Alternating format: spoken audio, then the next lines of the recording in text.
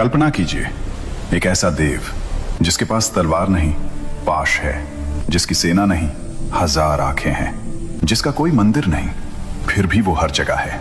उनका नाम है वरुण, जल के देव, सत्य के पहरेदार, ब्रह्मांड के न्यायाधीश। अब कल्पना कीजिए, इसी देव ने एक बार खुद एक ऋषि की पत्नी का अपहरण किया। न्याय का रक्षक खुद अपराधी बन गया और उस ऋषि के क्रोध ने पूरा समुद्र सुखा दिया। इसी देव ने एक राजा को पुत्र दिया। राजा ने शर्त तोड़ी और वरुण ने उसके शरीर का जल ही दूषित कर दिया।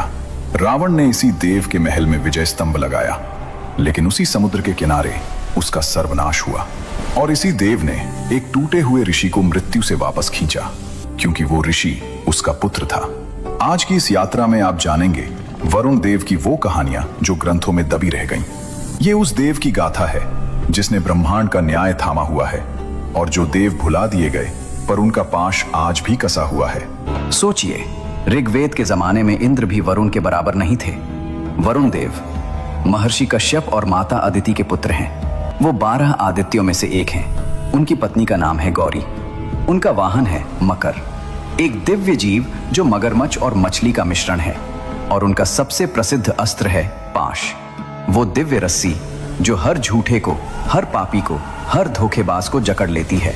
वरुण देव सिर्फ जल के देव नहीं है, वो ऋत के रक्षक हैं। ऋत यानी ब्रह्मांड का वो सत्य और नियम जिसके बिना सूरज नहीं उगता, नदियां नहीं बहती, जीवन नहीं चलता।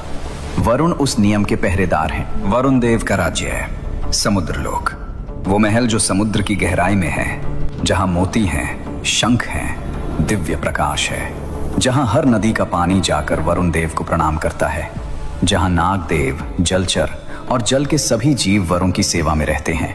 और इस महल में वरुण देव का एक विशेष दरबार लगता है, जहां हर आत्मा का हिसाब रखा जाता है, जहां यह तय होता है किसने सत्य बोला, किसने असत्य, किसने धर्म का पालन किया, किसने नहीं।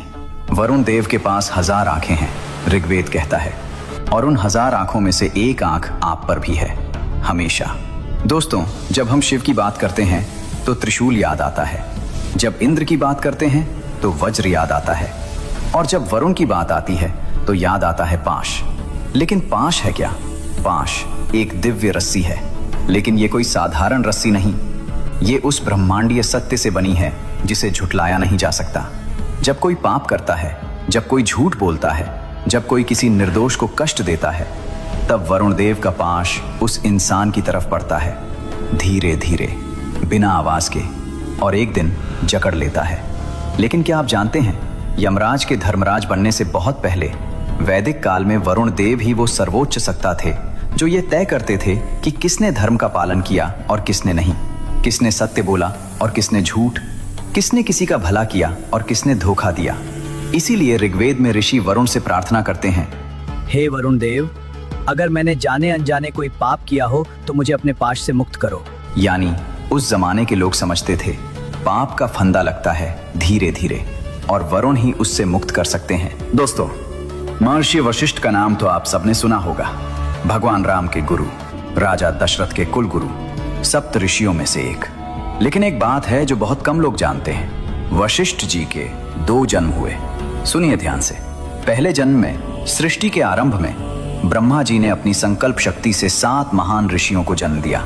इन्हें कहा जाता है सप्त ऋषि, और इन्हीं 7 में से एक थे वशिष्ठ, ब्रह्मा के मानस पुत्र, महान तपस्वी, महान ज्ञानी।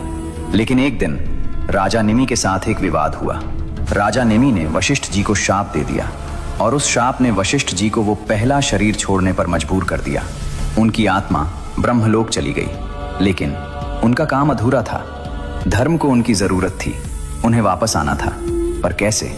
यहीं से शुरू होती है दूसरी कहानी।